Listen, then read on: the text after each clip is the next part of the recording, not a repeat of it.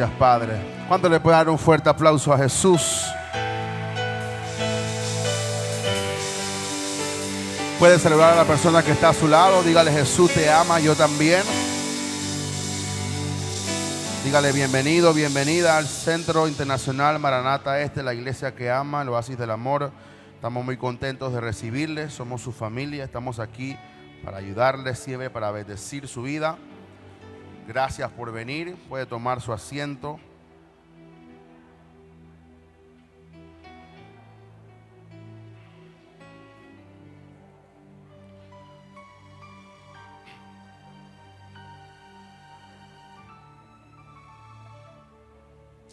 Le invitamos entonces a nuestros servicios: martes a las 7 de la noche, jueves a las 7 y los domingos a partir de las 11 de la mañana.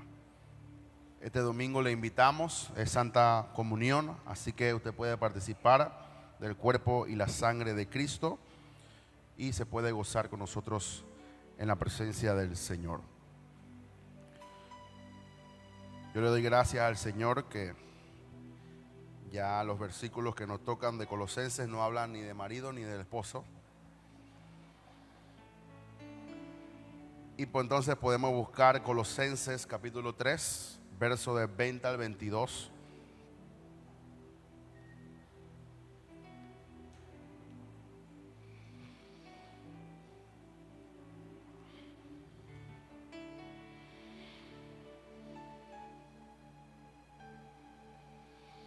Colosenses capítulo 3.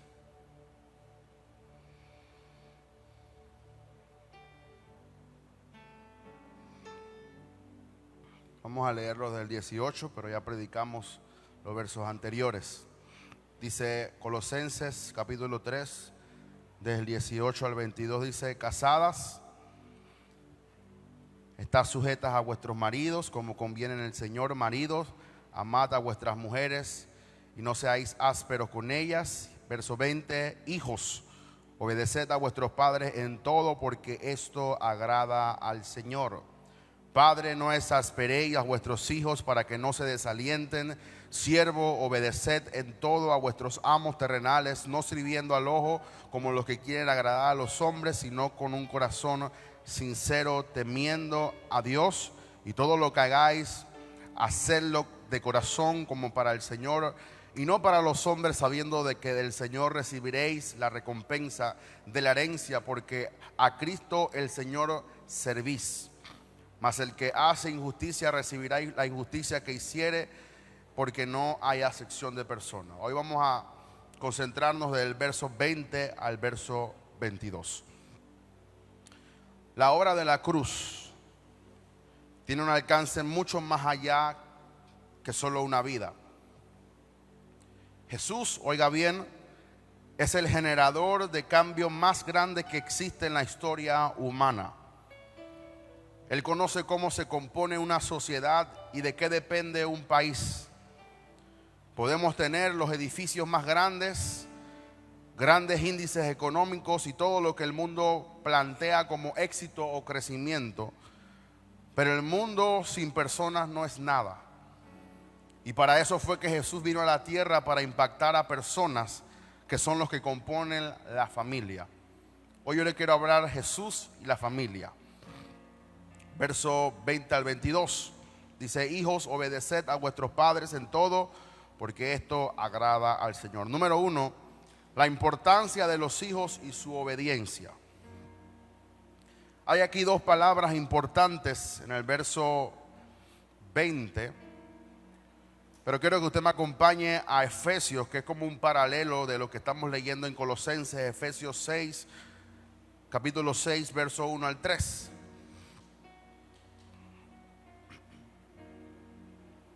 Dice Pablo a los efesios: hijos, obedeced en el Señor a vuestros padres, porque esto es justo. Diga conmigo: justo.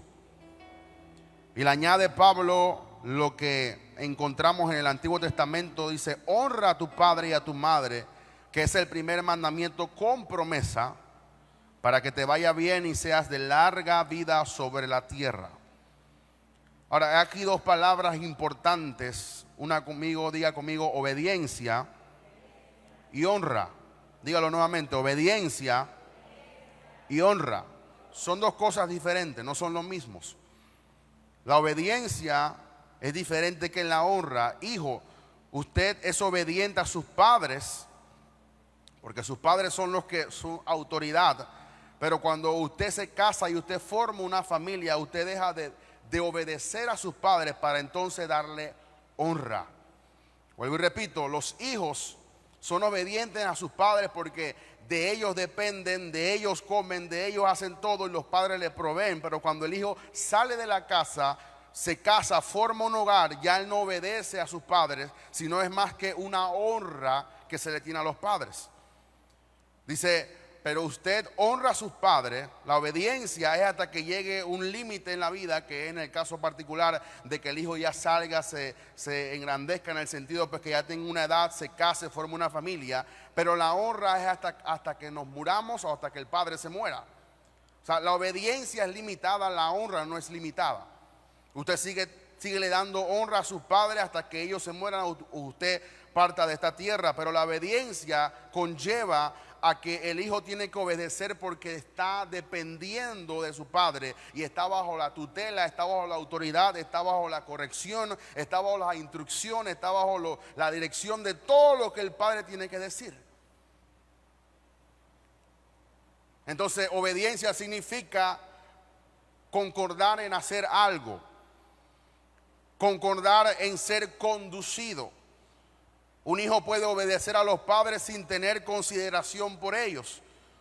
Obedece por presión o por obligación, pero necesita mantener la obediencia. Diferente a la honra, honra es valorizar, considerar altamente a alguien, tener en gran estima, respetar. El mandamiento afirma honra, no dice obedece. Porque los hijos pueden obedecer sin honrar, pero jamás pueden honrar sin obedecer. Vuelvo y repito, honra es mucho más que obediencia. Significa valorar, considerar altamente, tener en gran estima, respeto, porque el mandamiento dice honra, no que obedezcas, porque los hijos pueden obedecer sin honrar, pero jamás podrán honrar sin obedecer. Así que Pablo nos muestra esta faceta de Jesús para que podamos entender y que los hijos, que los padres, porque ahora no solamente es con los padres, sino también con los hijos y mucho más allá. Después Pablo habla de los siervos, pero estamos planteando lo que Pablo dice. Y para mí es algo revelador de que Jesús se meta y establezca hasta las condiciones que tenemos que vivir con nuestros hijos, hasta las condiciones que tenemos que nosotros enseñar a nuestros hijos a que puedan obedecer y a que más allá puedan honrar a sus padres. Entonces dice Proverbios 4:1, dice, oíd hijos la enseñanza de un padre y está atento para que conozcáis cordura, o para que conozcáis dirección, o para que conozcáis de alguna manera la guía. O sea que muchas veces nosotros por falta de obediencia no tenemos cordura en nuestra vida. Y yo sé que Pablo comenzó por los hijos, pero vamos entonces al rol de los padres un poquito más adelante. La importancia no solo está en la acción, sino en los resultados o recompensa. Dice la Biblia, honra a tu padre y a tu madre, que es el primer mandamiento con promesa, para que te vaya bien y seas de larga vida sobre la tierra. Eso es lo que se refería Pablo a Deuteronomio capítulo 5, verso 16. Cuando Dios le reveló a Moisés y le reveló el mandamiento, dice, honra a tu padre y a tu madre, como Jehová tu Dios te ha mandado, para que sean prolongados tus días y para que te vaya bien sobre la tierra que Jehová tu Dios te da. Deuteronomio capítulo 5, verso 16. O sea que aquí entramos en algo un poquito, no complicado, pero un poquito a veces difícil de entender, porque muchas veces nosotros creemos o desligamos este verso o esta promesa de lo que está ocurriendo hoy en día. Hoy los jóvenes no están llegando ni a 20 años. Y no solamente es por falta de obediencia, es por falta de honra. Voy a volver a repetir eso. Hoy los jóvenes no están llegando ni a 20 años. Es un privilegio que alguien llegue a 20 o a 30 porque hay mucha falta de honra en la casa. Y la honra no se impone, la honra de una manera brota del corazón de un hijo que realmente reconoce quién es su padre y quién es su madre. Eso es muy importante que usted lo pueda inculcar en su familia, porque lo que decimos en la iglesia tenemos que vivirlo en la casa. Tenemos que de alguna manera reflejar a nuestros hijos, a los que están más cerca de nosotros. No podemos ser, como dicen muchas personas, alguien en la iglesia y alguien diferente en la casa. Tenemos que comenzar a experimentar y que nuestros hijos sean parte de lo que Dios está haciendo en nuestro hogar. Es importante que usted pueda incluir a sus hijos en la oración por una petición específica para que ellos reconozcan y puedan creer que Dios responde. Porque muchas veces los hijos dicen, sí, Dios responde a mi mamá, Dios le responde a mi papá, pero Dios no me responde a mí. Y cuando tú incluyes a tus hijos en la oración, cuando Dios responde por algo, Él también se va a tomar en cuenta de que Dios le respondió a Él, porque Él fue parte de la petición. Es más, como dice la Biblia, que instruyamos al niño cuando fuere pequeño y aún cuando fuere viejo no se apartará de aquel. O sea, hay mucha muerte hoy en día en muchos seres humanos por falta de honra. Y yo no estoy hablando que le chatees todos los días a tu mamá. Estoy hablando que honres a tus padres. Estoy hablando que hay personas que tienen mucho tiempo desligadas de sus padres. Y hay una promesa en la Biblia. No solamente es porque tú oras demasiado, porque eres muy santo. Hay muchas personas muy santas, pero no tienen honra a sus padres. Y tenemos que comenzar a buscar esas cosas que hacen la esencia de lo que Jesús estableció. ¿Por qué Jesús de alguna manera le impartió? Porque dice Pablo, este evangelio que yo recibí, no lo recibí de hombre, lo recibí del propio Jesús. Y entonces Pablo dirigía esa revelación de Jesús a las iglesias y él escribía entonces a la iglesia. Y es muy importante que nosotros comprendamos esta revelación de la honra, de la obediencia y de la promesa. Usted puede vivir larga vida y le va a ir todo bien y éxito en la tierra cuando usted comience a caminar en honra a sus padres. Mucha gente pregunta, ¿por qué me va mal? Verifica tu honra. ¿Por qué no pueden vivir larga vida en la tierra? Porque tenemos que verificar nuestra honra. Usted no ha visto que en la capital, en donde hay mucha más aglomeración de personas, hay mucha falta de honra. Y esos son en la capital donde se está muriendo la gente y los jóvenes se están matando unos a otros. Pero hay algo distintivo que para el interior del país, como todavía se viven esos valores, esa ética, ese respeto, esa apreciación, esa alta estima a los padres, son donde ellos viven largo. ¿Y por qué viven largo? Porque establecen este principio. Este principio trasciende mucho más allá que tú seas cristiano o no. Tú aplicas el principio aunque no eres cristiano y te va a ir bien. ¿Por qué? Porque es una promesa de Dios, es un principio universal para todo aquel que lo aplica. Ahí no dice solamente los evangélicos que honran a los padres le irán bien. Ahí dice todo aquel que honra a su padre y a su madre tendrá como recompensa una promesa que es de vivir larga vida y de que todo le vaya bien sobre la tierra. Y termina Pablo esta porción del versículo, dice, porque esto agrada al Señor. Porque esto agrada al Señor. O sea, todo lo que hemos dicho de la honra, de la obediencia, de los hijos, de la alta estima, del respeto, de la obediencia, de lo que Pablo estableció en Efesios 6, 1 al 3 y lo que Pablo estableció en Colosenses 3:20, es un agrado de parte del Señor. Dice la Biblia en Hebreos que Dios se agrada de aquellos que tienen fe.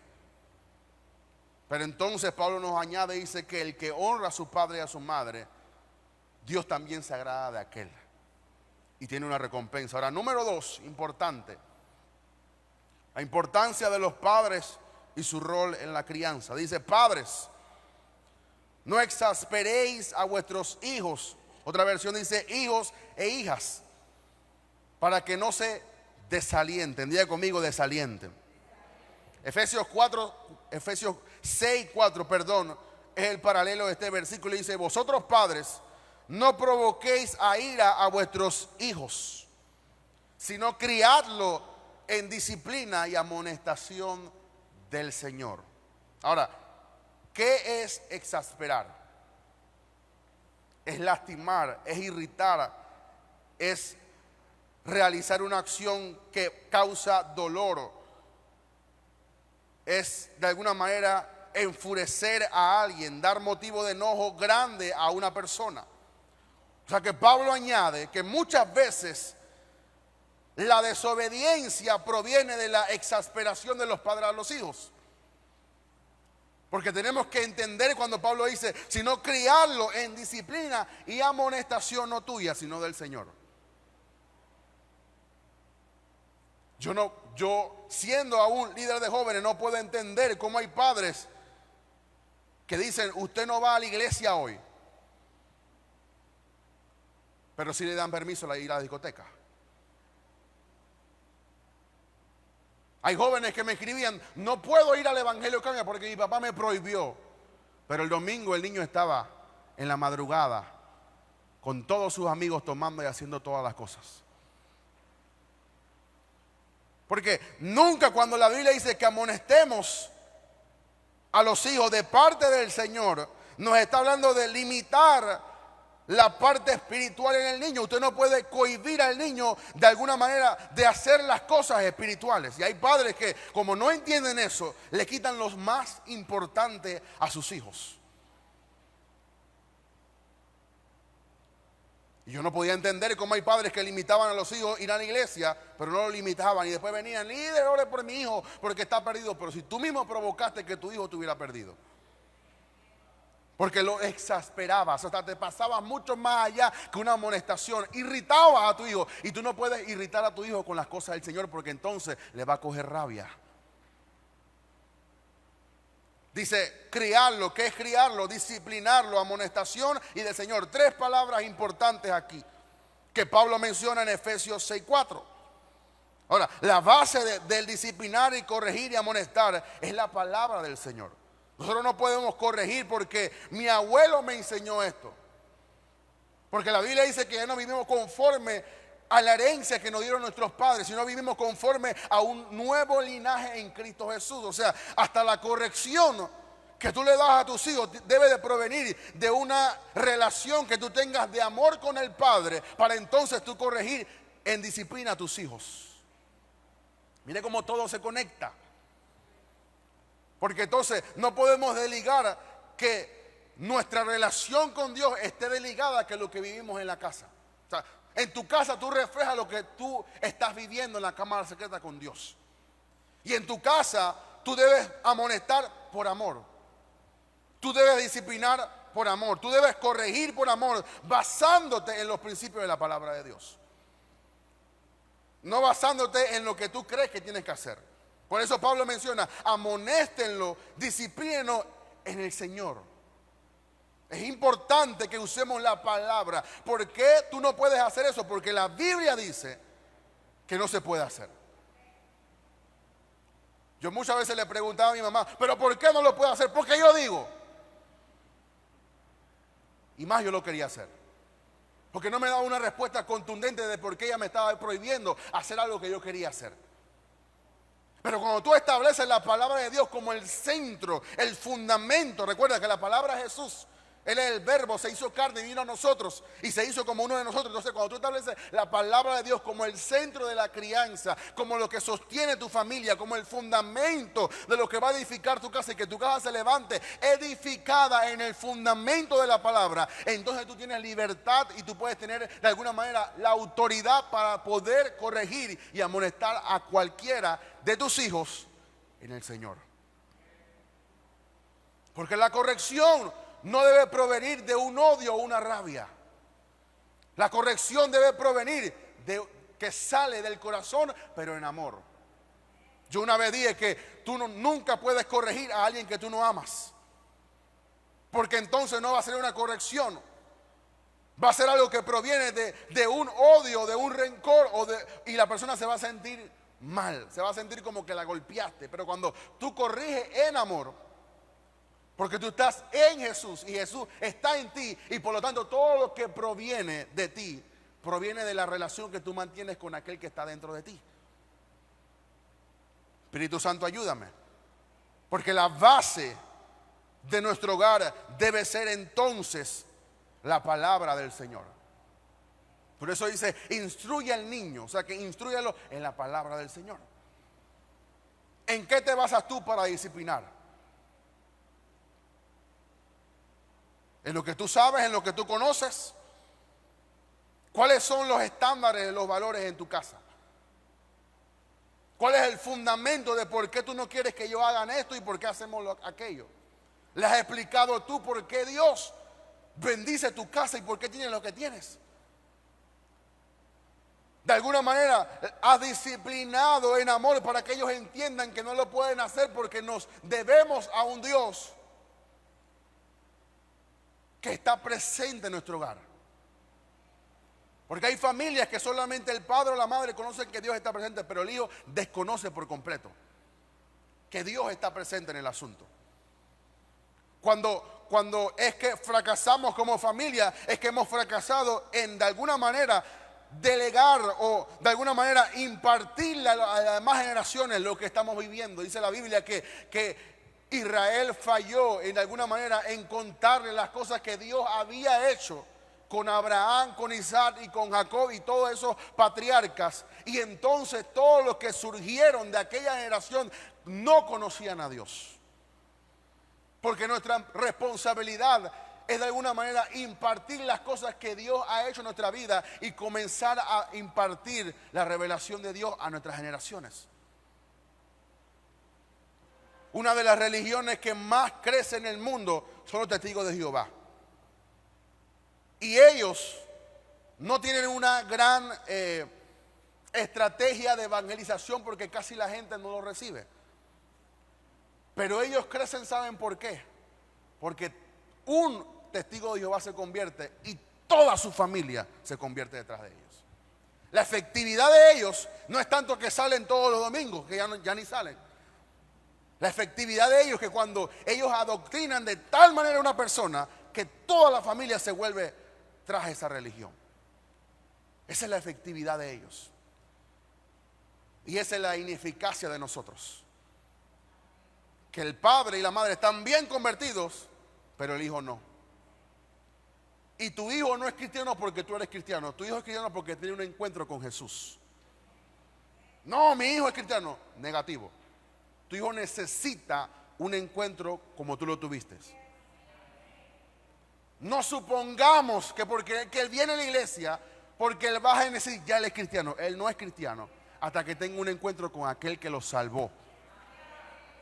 Y él tiene que tener conciencia de que él es un pecador, pero Jesús fue enviado a la tierra para salvarlo. Cuando él tenga esa conciencia, por eso nosotros no bautizamos a niños, a bebés, como lo hacen los católicos. ¿Por qué? Porque un bebé no tiene conciencia de aquello que se le está haciendo.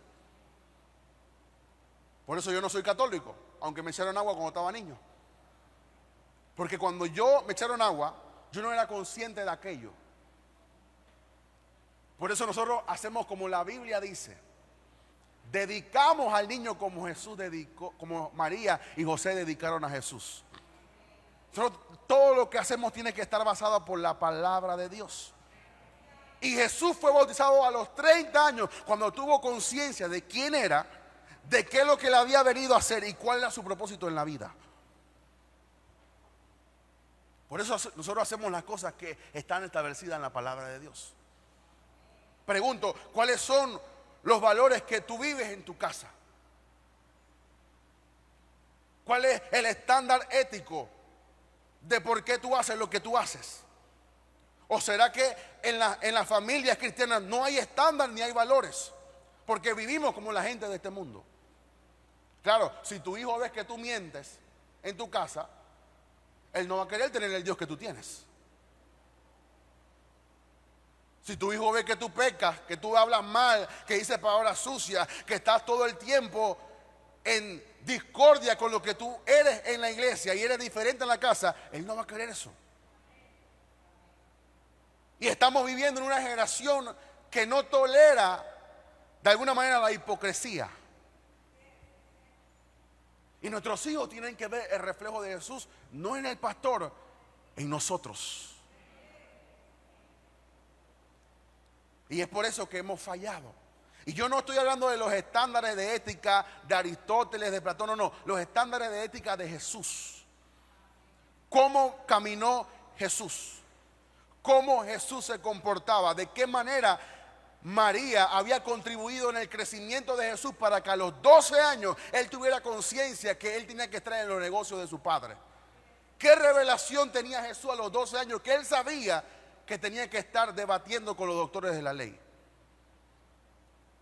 Yo no estoy hablando que tu hijo sea un prodigio.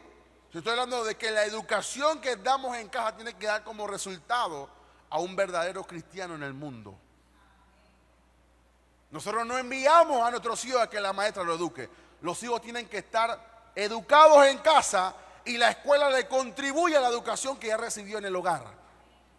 Voy a volver a repetir eso, porque creemos nosotros y mandamos a los niños, vayan a educarse a la escuela. Y la escuela está peor. El sistema ha fracasado. Y te mandan a un niño lleno de conocimiento, pero vacío de valores. Nosotros tenemos que comenzar a educar a la gente en la casa. ¿Y cómo tú educas? Tú no educas porque tú tienes un libro de ética y de moral. No. Tú educas por lo que tú vives en tu vida y experimentas en tu vida. Y eso trasciende a tus hijos. Si yo le pregunto a muchos niños hoy, ¿tú quieres ser como tu papá? Una gran mayoría va a decir que no. ¿Por qué? Porque el niño sabe.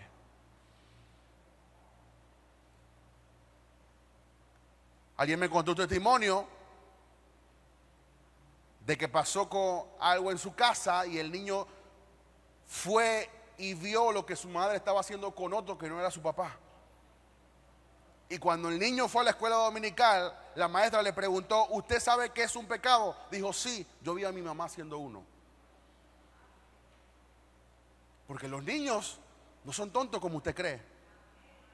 Los niños saben y ven y ellos pueden percibir la maldad y cuando usted no está bien. Dice que una madre comenzó a orar y a buscar a Jesús. Y la madre cuando salía del cuarto de oración era todo amor, todo sonrisa. Hacía el desayuno, les preparaba la lonchera a los niños, los despedía. Los niños estaban contentos y de repente la mamá dejó un poquito de orar. Y ya no se paraba temprano, no estaba amargada, estaba aquí, estaba acá. Dice que la niña le dijo, mamá, como que te falta oración. Pero cuando tú orabas y tú te metías allá a ese cuarto, tú salías todo amor. Queremos a esa mamá de vuelta. Entonces no digamos, es que la maestra, no, es que yo. Y eso es lo que Pablo estaba diciendo aquí. Padre, no exasperéis a vuestros hijos. O sea, no le hagan que ellos desobedezcan la ley de Dios. Ustedes tienen que instruirlos, no con un libro, con su vida. Eso es lo que Pablo se refiere en esta palabra. Y eso es lo que provoca un rechazo en nosotros. ¿Por qué? Porque nos llama a una responsabilidad. Nosotros como iglesia, como ministerio de Génesis podemos contribuir, pero su hijo ya tiene que venir educado. Su hijo tiene que saber decir, buenos días, ¿cómo estás? Permiso, puedo hacer esto, puedo hacer otro. Eso tiene que aprenderlo en su casa. ¿Y de quién lo aprende? Del maestro de Génesis que va a su casa a enseñarle. No, de usted y de mí.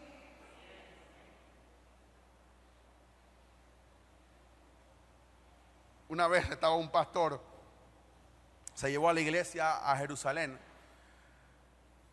y estaban cantando alabanzas. Y el niño, bueno, le dijeron, a ver, no sé cómo se llamaba, Pedrito, ¿qué canta tu abuela cuando está en la casa?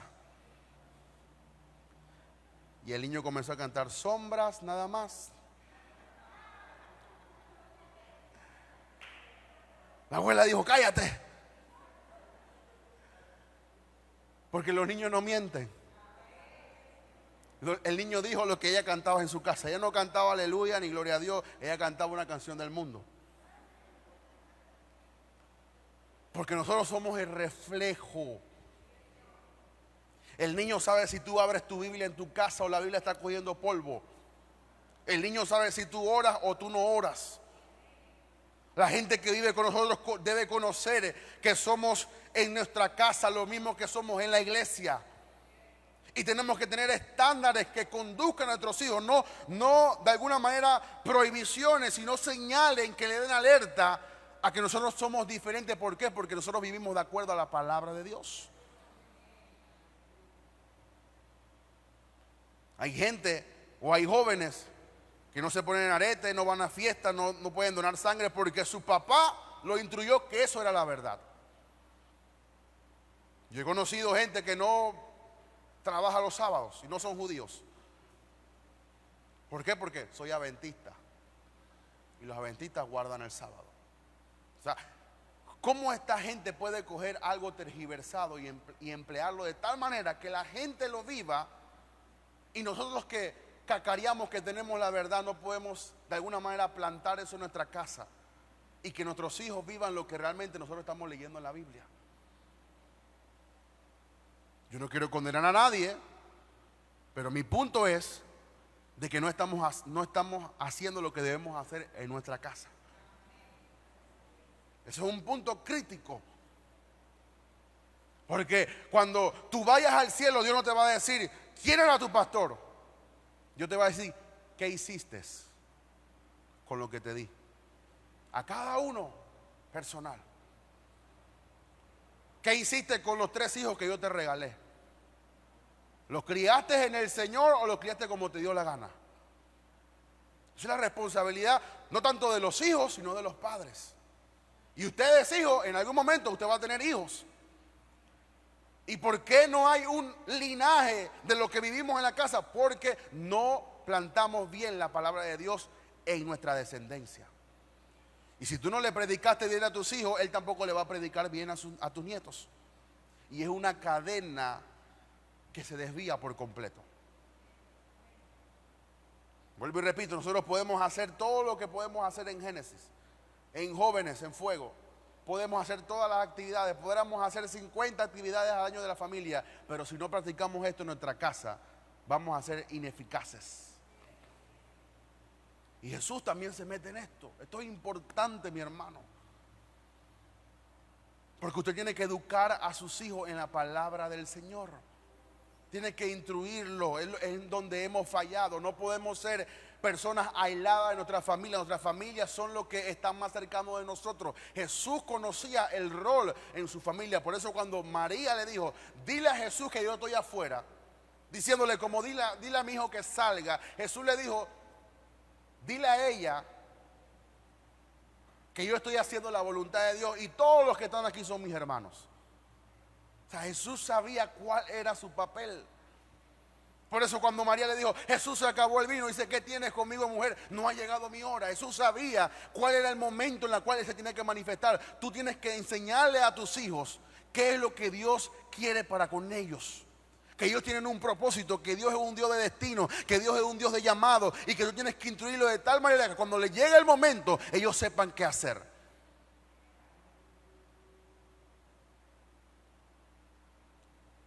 Yo una vez agarré a mi sobrina de 5 años y comencé a hablarle la palabra de Dios. Hasta el punto que cuando ella llegaba, ella quería conversar conmigo de Dios. ¿Y quién es Dios? ¿Y cómo es Dios? ¿Y dónde vive Dios? Y todas esas preguntas que hacen unos niños. Usted sabe lo que eso provocó después de muchos años. Porque yo en un tiempo viví con mi sobrina. Dice que ella le dice a la mamá, ella quiere ir a otra iglesia. Perfecto, la llevó a otra iglesia. Y para mí esa iglesia tenía un tremendo ministerio de niños. Pero la niña le dice, a mí no me gusta esta iglesia, a mí me gusta Maranata. Y yo quiero ir a mi iglesia que se llama Maranata. Y yo quiero ir donde mi tío. ¿Por qué? Porque ahí donde mi tío me gusta cómo enseñan la palabra a los niños. Mi mamá dice, dime dónde queda la iglesia porque te voy a llevar a Liam porque ella quiere ir a Maranata. ¿Por qué eso? Y no es mi hija, es mi sobrina. Porque de alguna manera la palabra que yo le sembré a ella pudo corroborar la existencia y la verdad de lo que yo le estaba hablando porque ella hasta oraba conmigo. Entonces, si yo pude hacer eso con mi sobrina y también lo quiero hacer con mi hijo, ¿por qué nosotros fallamos en eso? Lo más importante. Yo escuché y aprendí esto de nuestro Padre Espiritual. El orden es Dios, familia e iglesia. No familia primero y después Dios. Es Dios presente en tu vida. Es la comunión que tú tienes que tener, pero ese Dios que tú tienes dentro, ese amor que tú recibes, esa palabra que te cautiva, esas lágrimas que tú botas, esos moscos que botas cuando estás orándole a Dios, tienes que reflejarlo primero en tu familia y luego en la iglesia. Pero como que lo hemos invertido, hemos dicho Dios, iglesia y después familia. Y no puede ser así. Y nosotros somos los culpables de eso. Por eso digo que mucha parte de las amonestaciones que los padres cristianos le dan a sus hijos provocan que los hijos nunca más vuelvan a la iglesia. Es como que un padre le diga al niño: te voy a llamar al policía. Y el niño coge miedo. Y cuando el niño crece, no le gustan los policías. Y cuando él se siente inseguro, él no va a llamar a los policías porque tú desde chiquito le inculcaste el miedo por los policías. Lo mismo sucede en la iglesia. Le voy a decir al pastor. Cuando el niño viene y me ve, no quiere ni saludarme porque él sabe que yo me va a decir todo si no hace lo que el padre le dice. Entonces, no podemos con la maldad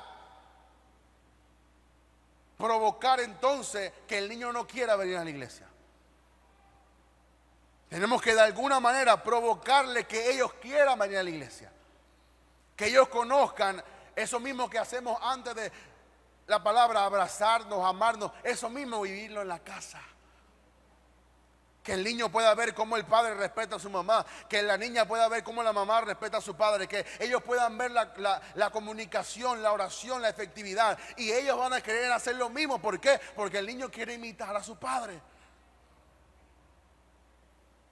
Cristian Yariel siempre está ahí cuando me estoy arreglando antes de venir a la iglesia. ¿Y qué hace Cristian Yariel cuando yo estoy ahí en la cama, estoy en el sofá, en el iPad o haciendo otra cosa? Él coge el desodorante, lo abre y se pone así. Porque él me ve haciendo eso. Y después él coge el perfume y se hace así. Y la crema él hace así y se hace así. ¿Por qué? Porque él ve eso. Eso es lo que él ve cotidianamente, los martes, los jueves, los viernes, los domingos. Y él va aprendiendo de alguna manera que cada objeto es para algo específico. Él no se pone el desodorante aquí, ni se pone el perfume en la mano. Él sabe que para cada uno, nada más tiene 1 año y 5 meses. Entonces, si él comenzara después, cuando él tenga más entendimiento, a ver el reflejo del amor en mí, y cómo yo llevo ese Dios, no solamente lo tengo en el púlpito y tremendo lo que predico, sino que llevo esa y extrapolo eso que estoy experimentando en mi casa, en mi hogar. Él va a querer hacer lo mismo que yo estoy haciendo. ¿Por qué? Porque él va a ver el reflejo de eso mismo en el hogar.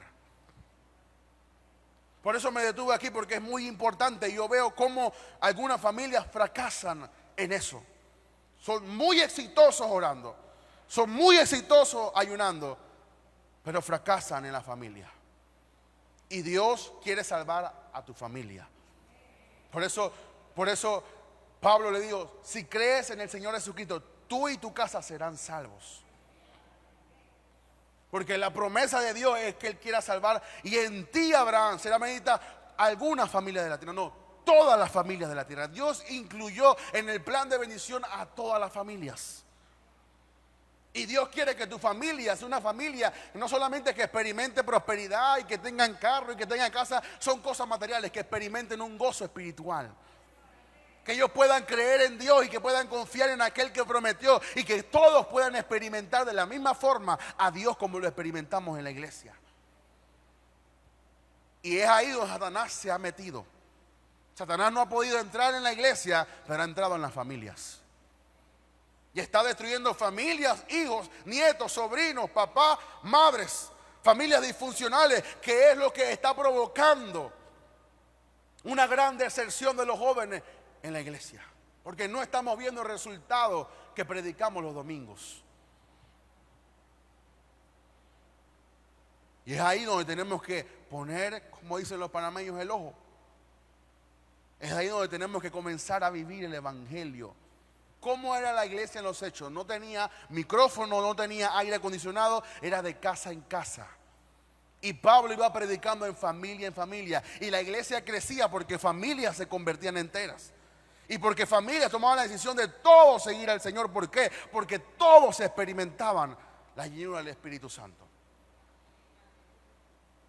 Por eso digo que no podemos desasociar lo que estamos experimentando en la iglesia y no llevarlo a nuestra casa.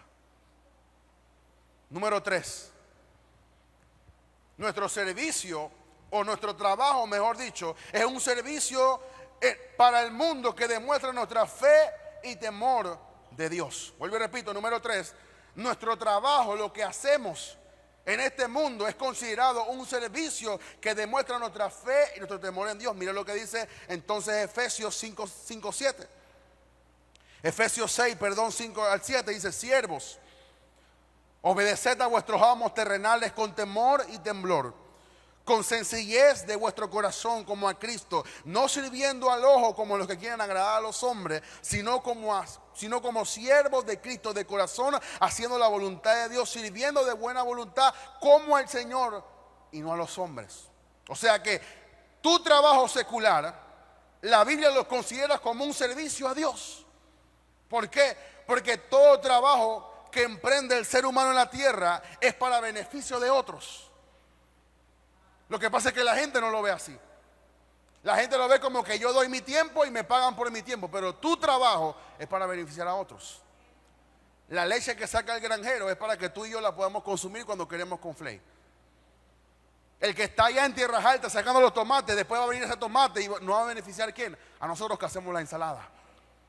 Tú que estás como enfermera, tú beneficias a aquel que viene enfermo y lo ayudas. ¿Para qué? Para beneficiar a otros. Tú que eres abogado y que estás litigando y que ayudas a alguien a poder de alguna manera litigar un caso, estás ayudando a otros. O sea, todo lo que hacemos aquí en la tierra, nuestro trabajo es considerado en la Biblia como para ayudar a otros. Y la Biblia lo establece como un servicio a Dios. O sea, tu trabajo no es cualquier cosa, no es porque tú estás en algo tan secular se puede desligar de Dios, sino Dios considera tu trabajo que es como un servicio para el Señor. Por eso la Biblia dice que cuando sirva a los amos terrenales, no estamos hablando de la iglesia, ni el pastor ni el líder, no, a tus amos, a tus jefes, a tus supervisores, dice que sirvan con temor y temblor, dice que sirvan con sencillez de vuestro corazón, como a Cristo, porque toda autoridad es puesta por Dios, aunque a ti no te guste. Y Dios quita y pone reyes. O sea que de alguna manera Dios ha delegado la autoridad en aquel que de alguna manera te guía y te gobierna para que tú puedas trabajar y conseguir un sustento. Pero más que aquello, tenemos que servirle como a Cristo. Es que yo no soporto a mi jefe. Entonces la Biblia dice que no sirvas como sirviendo al ojo. O sea, no sirvas para que ellos te vean, ni tampoco para agradar a los hombres, sino como siervo de Cristo, que la gente te conozca y te respete, porque tú seas y eres considerado como alguien que es justo y es alguien que es temeroso a Dios, que tú seas el primero que llegue a tu trabajo. Que ellos puedan desconfiar de todo el mundo, pero a ti te dejen porque ellos saben que tú nunca vas a tocar nada indebido. Que ellos puedan confiar en ti para que tú hagas el depósito de la quincena, porque ellos saben que tú eres justo y tú vas a depositar lo que se te dio. Tú no vas a llegar con un cuento de que se te perdió algo. Eso sucede hoy con los hermanos en la iglesia. Tenemos mal testimonio, no porque el diablo nos ha confrontado, sino porque no vivimos de acuerdo a los estándares de la Biblia. ¿Qué dice tu vecino de ti? ¿Qué dice tu jefe de ti? Si el Espíritu Santo va a tu trabajo, ¿cómo te conocen a ti? ¿Por la más amargada, por la que más hace guerra espiritual, o por la más amorosa porque tiene a Jesús adentro? Qué mal testimonio yo encontré de alguien que era supuestamente cristiano cuando fui al Ministerio de Educación de San Miguelito. Y mucho más peor me sentía porque dijeron que era de la iglesia Maranata. Hermano, usted viera lo que hace esa sierva aquí. Esto y aquello y no sé qué, y nos pone sal en la silla porque dice que todos estamos endemoniados. Y cuando nos ven no quiere ni hablar y nos reprende porque dice que todos tenemos al demonio. Mal testimonio. No estamos viviendo los estándares de la palabra de Dios. No estamos viviendo de acuerdo a lo que Pablo dice. No hemos leído la Biblia. Queremos vivir como nos da la gana, no vivir de acuerdo a lo que Pablo dice según la revelación de Jesús. Dice, de corazón haciendo la voluntad del Señor. O sea, lo que tú haces es considerado en la palabra como la voluntad de Dios para tu vida. Por eso que tú no puedes ir amargado a tu trabajo, porque es un servicio que tú le estás haciendo a Cristo. Cristo fue el que te consiguió ese trabajo. Tú tienes el sustento porque Cristo permitió que tú llegaras ahí y que tú fueras un testimonio, una luz que alumbra a los demás en tu trabajo. Es que como no se predica esto, no tenemos conciencia de aquello. Tú no eres cristiano cuando llegas a la iglesia, tú eres cristiano cuando estás también en tu trabajo. En las cosas que hablas, en los bochinches de la gente, en los comentarios del jefe, que la gente te conozca porque saben que no critican a tu jefe.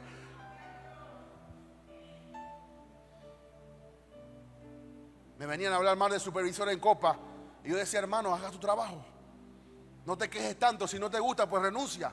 Déjame a mí trabajar tranquilo. No es que el supervisor se mete conmigo, bueno, dile que no se meta contigo, pues. ¿Para qué tú me vienes a decir a mí si yo no te puedo resolver tu problema? No que la muchacha tal, dile a la muchacha que no haga eso. No que aquello, hermano, yo no soy tu saco de consejo. Yo soy un creyente igual que tú, o un ser humano como tú. O sea, desligamos lo que somos cuando entramos en nuestra rutina humana. Como que nos quitamos el cristianismo como un saco. Me quito ahora el cristianismo y me pongo la de mundano, perdón, la de ser humano. Y eso es lo que Pablo nos dice aquí, nuestro servicio, tu trabajo es un servicio al Señor. Es un beneficio a los demás. Por eso nosotros estamos aquí sirviéndoles a ustedes. Y mi trabajo aquí no es solamente predicar y traer una revelación, mi trabajo aquí es bendecir a aquel que está viniendo aquí y poderle contribuir a su crecimiento espiritual. Yo no vengo aquí porque me tocó. Ay, me tocó y no me tocó. La otra, ay, yo no quiero venir aquí hoy. Yo no quiero, no. Yo vengo con la mayor disposición. ¿Por qué? Porque yo sé que para esto Dios me llamó. Ay, hermano, pero usted no conoce mi trabajo. Entonces cámbiate de trabajo. No hables mal de lo que Dios usa para bendecirte. Cancelamos y maldecimos la bendición que Dios nos ha dado. Es que este trabajo y de lo que tú hablas, tú cosechas. De lo que tú declaras, tú vives. Es que aquí este trabajo todo me va mal. Te va a ir mal toda la vida. Tú misma lo dijiste, no el diablo. El diablo no vino y te dijo, no, tú lo dijiste. Y la Biblia dice que tú comerás de las palabras de los frutos de tu boca. Ay, hermano, pero ¿cómo yo voy a bendecir a ese diablo que tengo por jefe? Yo no sé cómo lo vas a hacer. Pero la Biblia dice que amad a vuestros enemigos. Bendecid a quienes os maldicen. Eso es lo que dice la palabra de Dios. Yo no sé qué Biblia la gente lee. Una Biblia creada según los estándares de ellos, o de este mundo. Pero no leen la Biblia que yo leo. Que Jesús diga, si te golpean una mejilla, da la otra. Si te dicen, da la túnica, pues da la capa también. Y si te dicen una milla más, dale dos.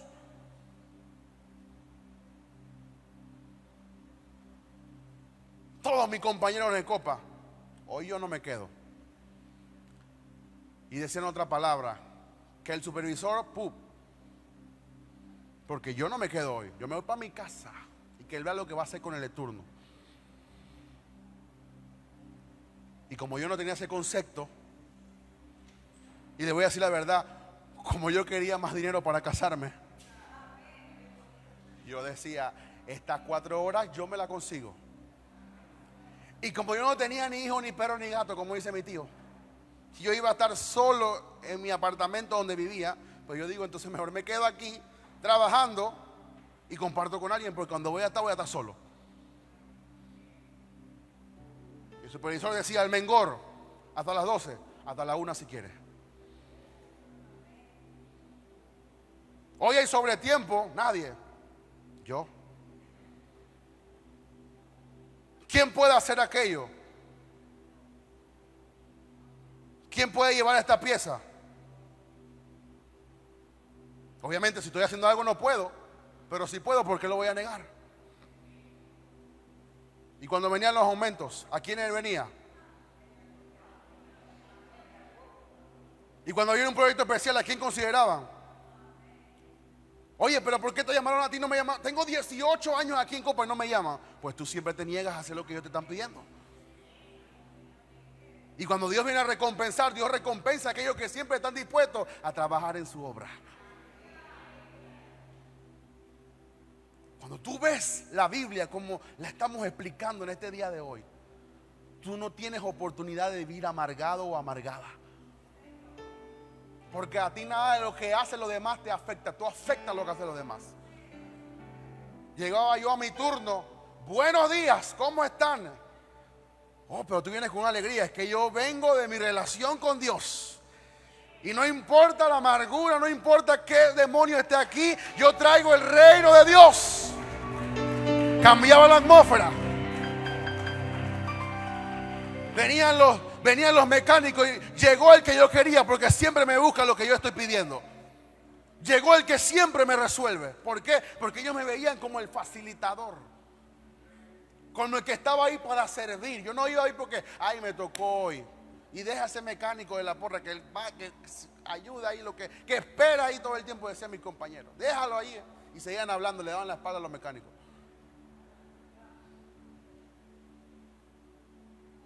Y eso que no quiero yo leerles, porque ya es el último punto. Y todo lo que hagáis, dice la Biblia, hacedlo de corazón, como para el Señor y no para los hombres. Cuando yo llevaba una pieza que me costaba buscarla, tenía que costar la montacarga y subir al tercer piso. Y yo sabía que me iba a costar como 1 hora sacarla, pero yo la hacía para Dios contento. Porque yo sabía que lo que estaba haciendo yo era abonar el terreno para mi promoción. Yo no veía al gerente cuando me decía, Mengor, ven acá. Yo veía, estoy sirviendo a Jesús. Y como le decía hace algún tiempo atrás, cuando me llamaban a la oficina, yo decía, me van a votar. Yo decía, algo bueno viene para mí. Y efectivamente, algo bueno venía para mí. E inclusive cuando ya yo sabía que mi tiempo había terminado, antes que papá me ofreciera poder ayudar en la iglesia, yo sabía que ya mi tiempo había terminado. Y venía un proyecto súper importante para el almacén. ¿Y a quién consideraron? A Cristian Almengor. La cosa que yo sabía que mi tiempo había terminado. Sabiendo que del Señor recibiréis la recompensa de la herencia. O sea, hay una herencia para aquello que tú hagas aquí en la tierra como para el Señor y no para los hombres. Hay algo que está reservado en los cielos exclusivamente para ti por causa de tu servicio. Yo no estoy diciendo que pacte ni que siembre. Yo estoy diciendo que tu servicio provoca que el cielo abra sobre ti las ventanas y te pueda bendecir. Yo estoy hablando de que cuando nadie te ve, pero tú estás sirviendo al Señor, hay algo que provoca la bendición de Jehová sobre tu vida. Y todo lo que hagáis, hacerlo de corazón, como para el Señor y no para los hombres, sabiendo. Hay que tener una conciencia que del Señor recibiréis la recompensa de la herencia. Porque a Cristo el Señor servís. Los otros versos lo hablamos el jueves que viene. Pero cuando tú sirves al Señor, ay, hermano, es que me tocó orar hoy. Sirve a Dios. Hermano, es que me llamaron para limpiar el baño. Límpielo para Jesús. Ay, hermano, es que me toca hoy abrir la iglesia. Hágalo para el Señor. Sonríale como el mismo Jesús está entrando en la cara de cada hermano. Y usted verá que la recompensa viene de camino. Nos hemos limitado, nos hemos quedado, perdone la expresión, pobres por falta de recompensa, porque no estamos sirviendo a Dios, estamos sirviendo a los hombres. Y al ser humano le encanta que el hombre lo vea. Pero la única recompensa que el hombre te puede dar es que te mire y que te diga gracias, hermano. Pero cuando Dios te ve, cuando Dios ve tu servicio a Él, Dios saltará sobre 1000 incrédulos y llegará sobre aquel que está sirviendo y que tiene fe en Dios. Quiero que tú cierres tus ojos. Padre, gracias que hemos predicado tu palabra, Señor Jesús. Padre, yo te pido que este evangelio, que es completo, que es integral, que también conlleva la familia, el matrimonio, los hijos, nuestro servicio a Dios, Padre, podamos experimentarlo de una forma sobrenatural en nuestra vida, Señor. Que no desliguemos esta revelación de Jesús de lo que hacemos, Padre, porque todo lo que hacemos es para tu gloria. Padre, yo te pido que tú, Señor, esta palabra pueda ser sembrada en cada corazón, Señor, y que cada persona entienda el rol, Señor, que tenemos que estar y que estamos sometidos, Señor.